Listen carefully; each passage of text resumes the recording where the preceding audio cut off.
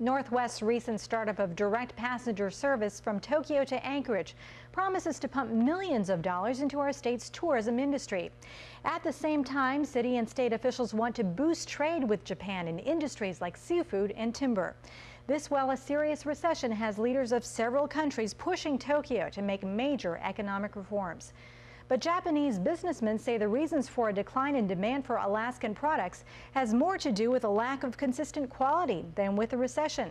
Last week, Inside Alaska correspondent Kirk Chason recently traveled to Japan to explore these issues. The first direct flight from Tokyo in 6 years taxied in last week under a watery salute from Alaska. This is the reason for the fanfare: Japanese tourists arriving here to spend their money. Is there any particular animals that you're looking forward to seeing?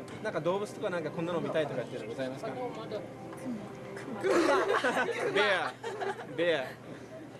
But the world's second largest economy is in recession. The U.S. government recently had to buy large amounts of the Japanese currency, the yen, to keep it from weakening further. Takahiro Wada says he's seen the change in Tokyo's famous downtown Ginza district. I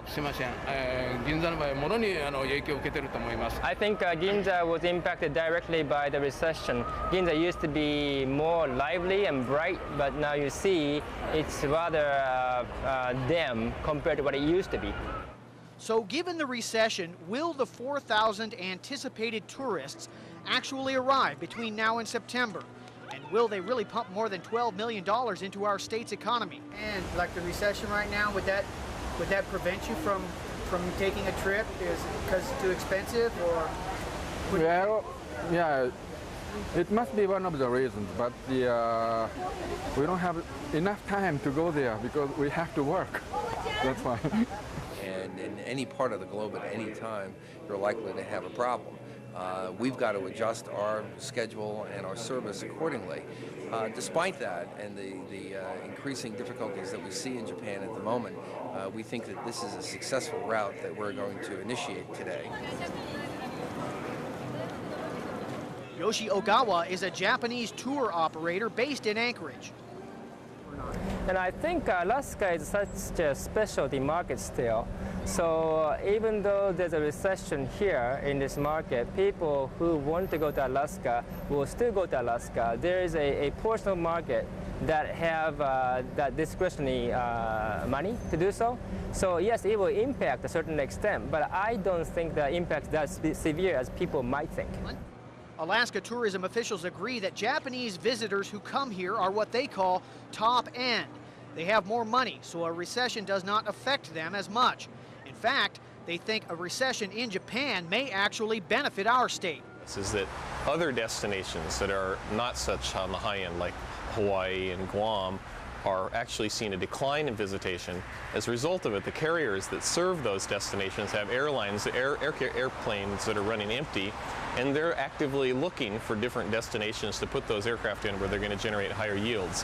So we may be the sort of unwitting beneficiaries of this Asian flu. So Northwest may not be the only airline offering direct flights to Alaska for long.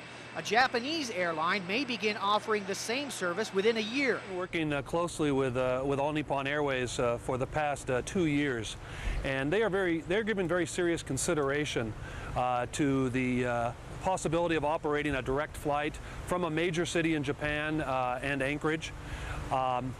We will be meeting with them on this trip. And one of the things that we'll be discussing with them is the possibility of commencing some winter charters this year, this winter. But tourism is only a fraction of Japan's trade with Alaska. This country is our state's largest trading partner to the tune of $1.4 billion a year. Much of that happens right here at the Tsukiji Fish Market in Tokyo. This is where Alaskan seafood competes with the world. And our state's Commerce Commissioner says we could be doing a better job at that.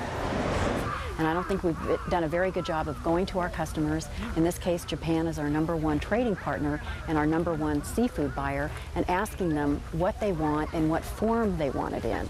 And I think that we need to also, from our end in Alaska, pay much more attention to quality, which is certainly a priority of mine. Japanese demand for Alaska seafood has dropped some in recent years. In part, that is due to the recession here. But another reason is competition from countries like Norway, which raise their salmon on farms. The Japanese say the advantage of farm-grown fish is that the product is consistent. They always know exactly what they're getting. With natural ocean-caught fish, the quality is not always the same. It fluctuates from season to season. State officials say one problem is in the handling of the fish. We have a new loan program in Commerce that will help the fishermen get what they need to do have on their boats to deal with quality issues, being able to bleed on board, having refrigeration on board. The chairman of the board of the Tsukiji Fish Market, who you see here on the left, says Alaska needs to do a better job of marketing its fish in Japan. But our interpreter, former Alyeska manager Michio Kobayashi, says the recession has actually helped increase the demand for seafood. He says the average Japanese family is now buying more fish than meat. Right now, we are not really can afford real expensive the food and living expense, and so we are not.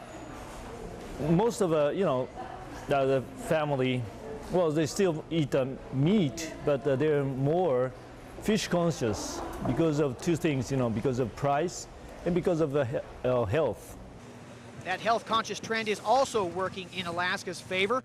Japanese fish suppliers say Alaska has an advantage in that Japanese are becoming more and more health-conscious, and they think ocean-caught fish is better for them than farm-grown fish. This is another source of Japanese trade with Alaska, the lumber industry. Japan imports about 3/4 of its lumber from Canada. But lumber suppliers admit the recession has affected demand. The Tokyo Lumber Terminal is only storing about 1/4 the normal amount of wood. 50 workers have moved on to other jobs. When the recession hit, Japanese home buyers started looking for cheaper homes. Builders had to cut costs, so they moved on to a new material, plastic. Builders got used to having a stable supply they could count on. In case of lumber, price is up and down. Quality is sometimes very nice quality, but sometimes very bad quality. So large housing maker doesn't like wood and use plastics. Tokyo lumber suppliers also say the quality of Alaskan wood has gone down in recent years, as most of the good timber from the southern part of the state has been harvested already. Dave Wallingford of the Alaska Forestry Division, though, says the quality wood is still there, but it's too expensive for most Japanese customers. Commerce Commissioner Debbie Sedgwick says Alaska needs to find ways to add value to its wood products. We have sold basically round logs to Japan over the years, and we're never going to get more for our timber as our seafood and all the rest of our commodities unless we can go to the marketplace, find out what they want, see if we can do some of that production at home. Eventually, lumber and seafood may not be Alaska's only main business connections with Japan. Arco Alaska and other companies are hoping to build a pipeline to sell liquefied natural gas, or LNG, to Japan and other countries. We've been talking with trading houses in Japan and with other companies experienced in LNG. We're looking to form a sponsor group that will do conceptual engineering over the next few years to try to reduce the cost of a pipeline. Right now at $15 billion, it is not economically feasible. Arco hopes to have the pipeline up and running early in the next century. In the shorter term, Anchorage economic development officials are working with Japanese companies to use the Anchorage airport as a cargo hub. In particular, they hope electronics manufacturers would use Anchorage as a global distribution center. Once again, they hope the recession will encourage Japanese businesses to look at new ways of doing things. In fact, the Japanese recession could have a benefit for individual Alaskans as well. A weaker yen makes products and trips to Japan cheaper than they've been for several years. In Tokyo, Kirk Chason, 11 News, Inside Alaska.